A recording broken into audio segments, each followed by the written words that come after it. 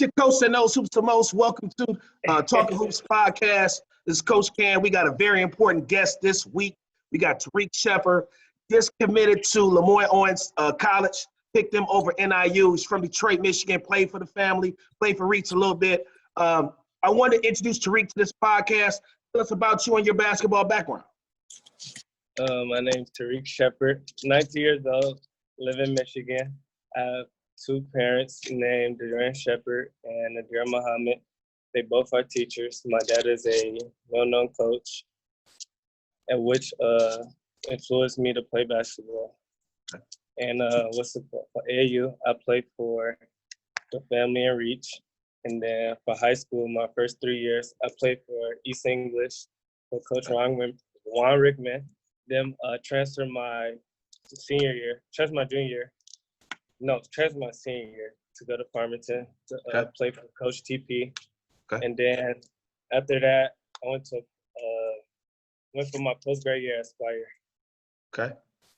That's a very high-level, rich basketball background. When you talk about the family, the only EYBL, one of the only EYBL programs in Michigan, you got base fundamentals. But the family is what it is. Reach with your dad and Farmington, Coach Juan Rickman, very good basketball background. Tell us about the decision you made. You chose to commit to Lemoyne-Owens, was a Division II school, HBCU. They play in the SIAC. You chose to commit to them over NIU that plays in the MAC. Tell us about your decision, why you decided to play at an HBCU as regard to NIU, and some of the things that came in the process you making the decision. I'd like to thank the coaches that recruited me. And I chose Lemoyne-Owens over Northern Illinois because it was the better fit for me, education-wise and basketball-wise. The classroom size is like small, and I like small classrooms and basketball, and I can attack the team. Okay, now when you talk about fit, and when I talk to recruits and I talk to families when I was a college coach, was that for 3 years, we used to talk about fit all the time. And even when you're picking one Division II school over another Division II school, or one Division I school over another Division I school, one always has a better fit than the other. Some kids don't want to be in a big classroom. Some kids want to be in a smaller classroom. Some kids don't want to be far away from home. So with you making the decision of going to play in the SIAC, was a Division II conference for an HBCU, did you get any backlash? Did you have anybody say, why did you pick a Division II school over a Division I school? No, I didn't, but myself, I did because I really wanted to play D1, but I just went off was best fit for me. Okay. Yeah, playing Division I basketball is a lot of kids' dream. And a lot of people want to, of course, when you're in high school, you want to play at the highest level that you can play at. But what I like to tell people is that there's a lot of very good basketball played at Division II level. There's a lot of, you could go to Division I school, you can go to Bethune-Cookman. And traditionally, before the staff they had now, traditionally, they haven't been very good. You go down there, you lose 25, 30 games every year. That ain't no fun.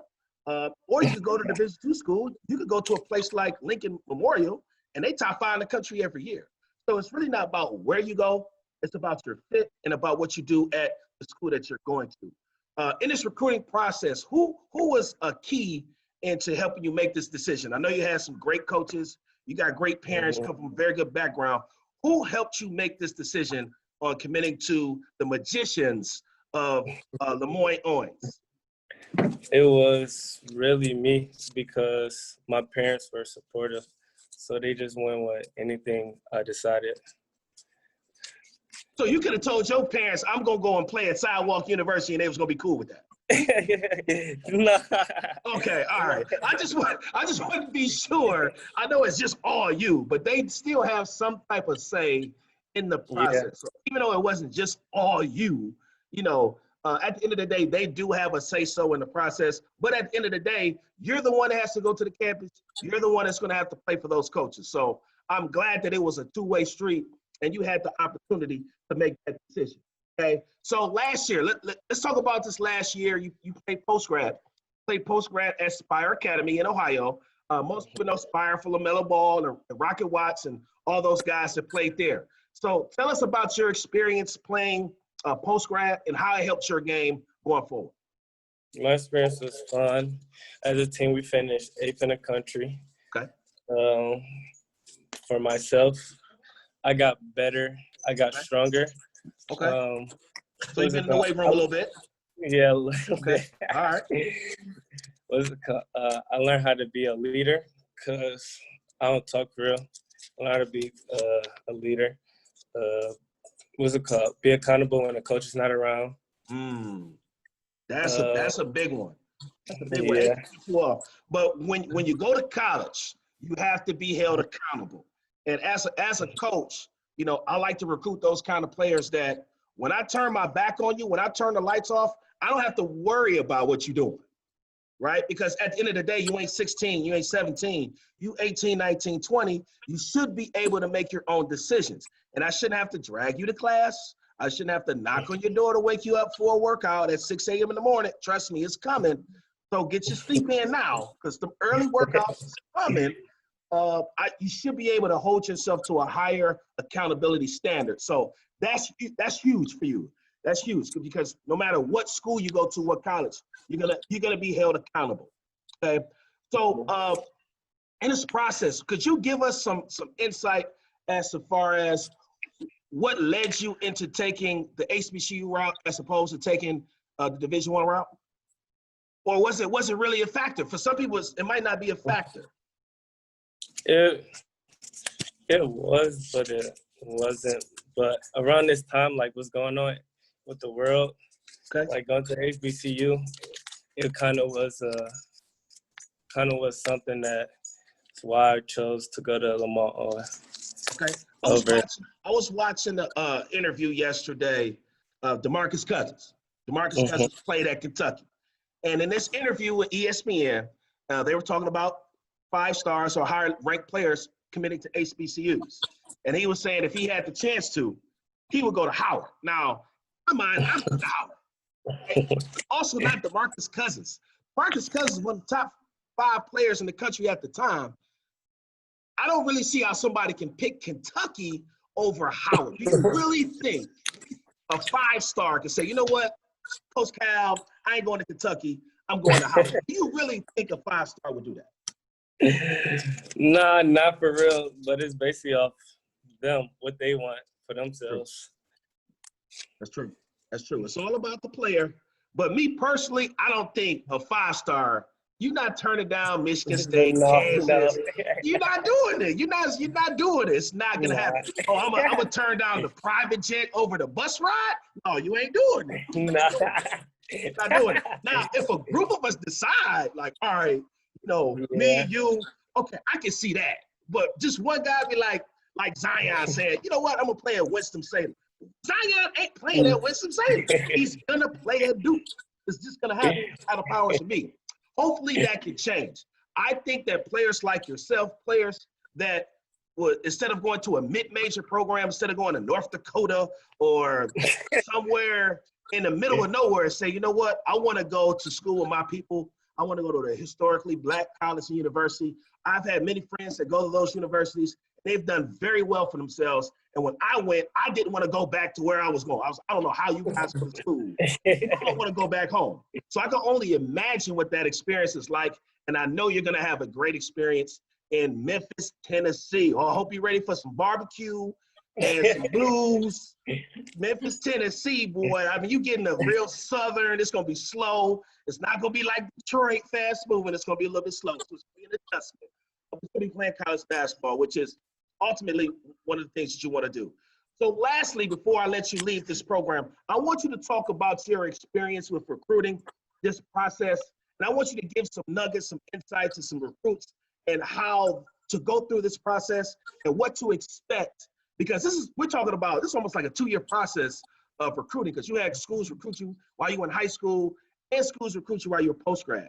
So I want you to give us some insight, some nuggets, as people will say, on the process of recruiting during this last year or two.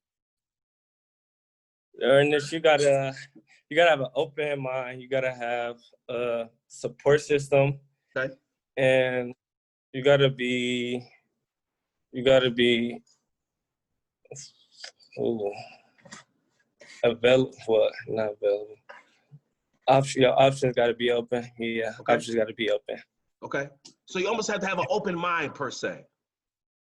Yeah. Okay. Because I And, mean, and it's trust not. the process too.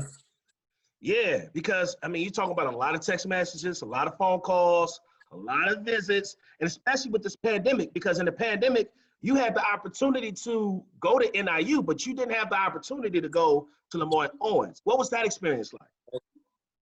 It was different because I saw it off a phone, off a camera, a phone. Okay. I'm not seeing it up close like I did at NIU. Like I walked around on campus, saw the classrooms and all that. Okay. It was different. Okay. So I go based off what I saw. Okay, so those coaches must have did a phenomenal job to steer you away from a school that you didn't even set foot on campus.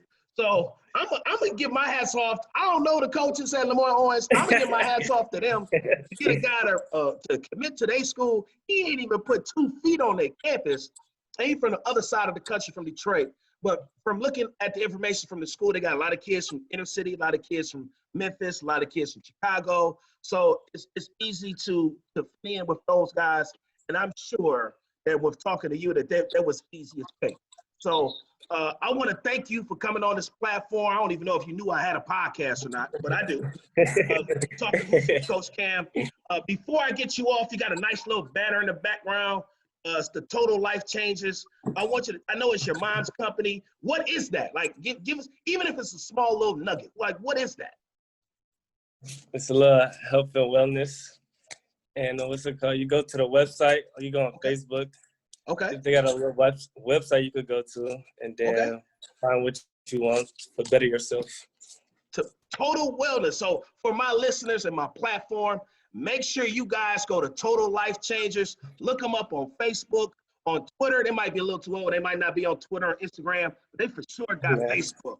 So look them up, go to their website, Google it, do what you got to do. I probably got about 4 or 5 people that listen to my podcast. Actually, it's a little bit more. But maybe one of those people want to change their life, and this could be one of those ways they could do so. But Tariq, I want to thank you for coming on my platform, my podcast. It was a pleasure talking to you. I wish you nothing but the best. Let the podcast know I recruited Tariq. I offered him too.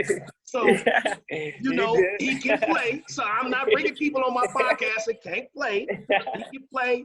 Look for him to making big things coming up in the fall if we have sports, or even in the winter, or the next time we play college basketball. So salute to you. Congratulations on your decision. And I wish you nothing but luck in the future, my guy.